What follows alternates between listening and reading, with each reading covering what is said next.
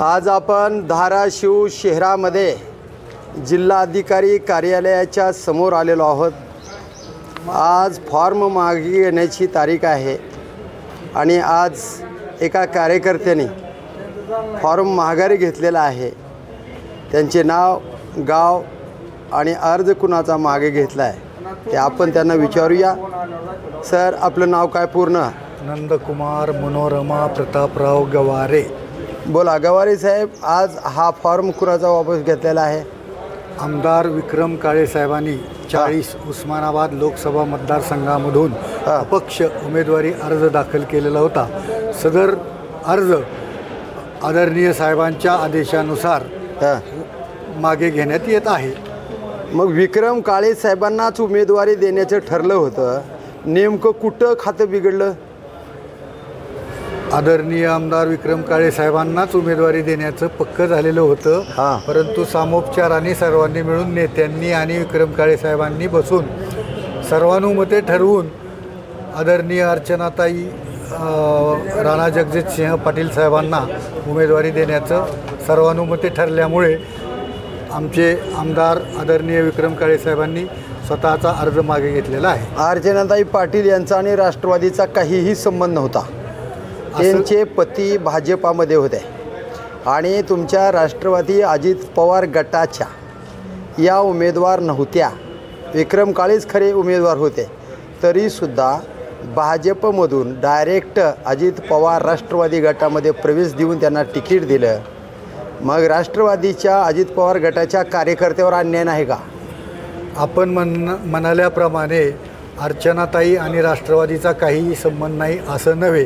राष्ट्रवादी काँग्रेस पक्षाची स्थापना झाल्यापासून आदरणीय अर्चनाताईंचे सासरे आदरणीय पद्मसिंहजी पाटील साहेब हे फाउंडर सभासद, म्हणजे राष्ट्रवादी काँग्रेस पक्षाची स्थापना झाल्यापासूनचे सदस्य आणि नेते आहेत। डॉक्टर साहेबांचे चिरंजीव आदरणीय राणादादा हेही राष्ट्रवादी काँग्रेस पक्षाचे उस्मानाबाद जिल्ह्याचे नेते होते।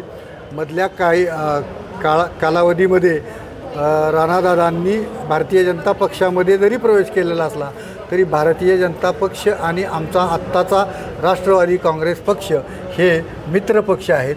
मित्रपक्षाच्या उमेदवाराला, मित्रपक्षातीलच एका सदस्याला राष्ट्रवादी काँग्रेस पक्षाने उमेदवारी दिलेली आहे, यात काहीही वावगं नाही। आणि जर आपण असं म्हणत असाल की राष्ट्रवादी काँग्रेस पक्षाच्या कार्यकर्त्यांवर अन्याय झाला, आम्हा सर्व राष्ट्रवादी पक्षाच्या कार्यकर्त्यांशी चर्चा करून आमचे आदरणीय नेते अजितदादा पवारसाहेब यांनी उस्मानाबाद जिल्ह्यातील सर्व राष्ट्रवादी काँग्रेस पक्षाच्या नेत्यांशी आणि त्यांच्या कार्यकर्त्यांशी चर्चा करून आमच्या सर्वानुमते ठरवून आदरणीय दादांनी हा निर्णय घेतलेला आहे। अर्चनाताई पाटील स्वतः उमेदवार आहेत राष्ट्रवादीच्या। ते म्हणतात राष्ट्रवादी काँग्रेस पक्ष वाढवण्याचा काहीही माझा संबंध नाही। आमच्या पत्रकाराला उत्तर देत असताना त्या अशा म्हणाल्या, ज्या राष्ट्रवादीचा काहीही संबंध नाही त्याच राष्ट्रवादीचं तिकीट घेऊन ते लढत आहेत। मग नेमकं राष्ट्रवादीचे मूळ कार्यकर्ते या वाक्यामुळे अर्चनाताई पाटीलला मदत करतील का? ज्यांनी काळा चष्मा घातलेला आहे त्यांना सर्व जग काळं दिसतंय। अर्चनाताई पाटील या असं मुळीच म्हणल्या नाहीत, फक्त त्यांनी सांगितलं की मी राष्ट्रवादीची जरी उमेदवार असले तरी माझा नवरा भारतीय जनता पक्षाचा आमदार आहे हे सांगितलं, परंतु मी राष्ट्रवादी पक्ष मोठा करणार आहे किंवा मोठा करणार नाही असं त्या मुळीच बोललेलं नाहीत। आपल्यासारख्या विद्वान लोकांनी त्या शब्दाची मोडतोड करून विनाकारण त्यांना बदनाम करण्याचा प्रयत्न केला। पत्रकार लबाड आहेत असं म्हणणं योग्य आहे का? आणि राणा जगजितसिंह पाटील ही भाजपात नाहीत का? भाजपात नवरा, राष्ट्रवादीमध्ये बायको, आता पोरग कोणत्या पक्षामध्ये जाईल ही काय गॅरंटी आहे का राष्ट्रवादीच्या कार्यकर्त्यांना? पत्रकार लबाड असतात असं मी म्हणणार नाही। पत्रकार हे समाजाचा आरसा आहे। समाजामध्ये काय चाललं हे पत्रकार मांडत असतात, समाजाला दाखवत असतात। त्यामुळे आम्ही सर्वजण पत्रकाराचा आदर करणारी माणसं आहोत। राष्ट्रवादी काँग्रेस पक्षातील प्रत्येक कार्यकर्ता किंवा प्रत्येक सदस्य हा पत्रकारांचा आदर करतो। आपण म्हणल्याप्रमाणे नवरा भाजपचा, बायको राष्ट्रवादीचे उमेदवार आणि मुलगा कुठे जाणार असं मुळीच नाही. समाजातले प्रत्येक घटकाला डॉक्टर बाबासाहेब आंबेडकर पूर्ण अधिकार दिलेले आहेत. त्यामुळं कोणत्या पक्षातून कोणी निवडणूक लढवावी हा प्रत्येकाचं स्वातंत्र्य आहे. अर्चनाताई आणि राणादादा हे पती पत्नी जरी असले तरी अर्चनाताईंना स्वतःचा अधिकार आहे, स्वतःचा विचार आहे.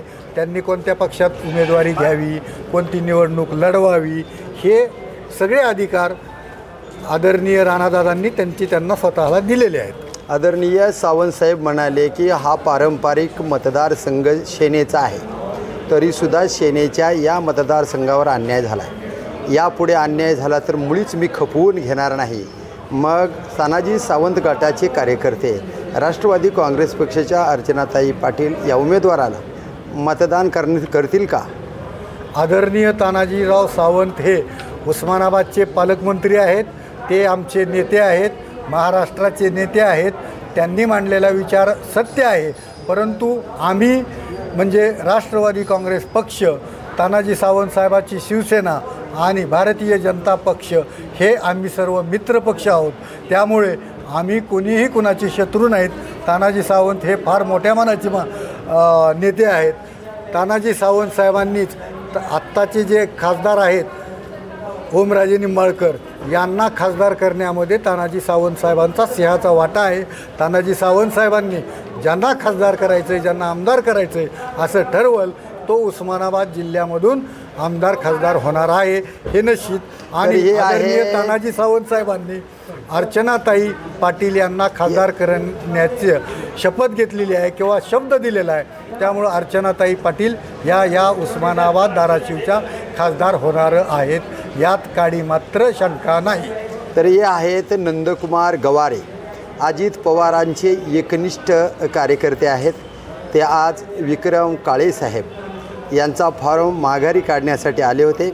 आज त्यांनी फॉर्म माघारी घेतला आहे आणि एकजुटीने अर्चनाताई पाटीलचं उमेदवारी आणि त्यांना निवडून देण्यासाठी एक ताकदीनं ते लढणार आहेत असे त्यांनी सांगितलं.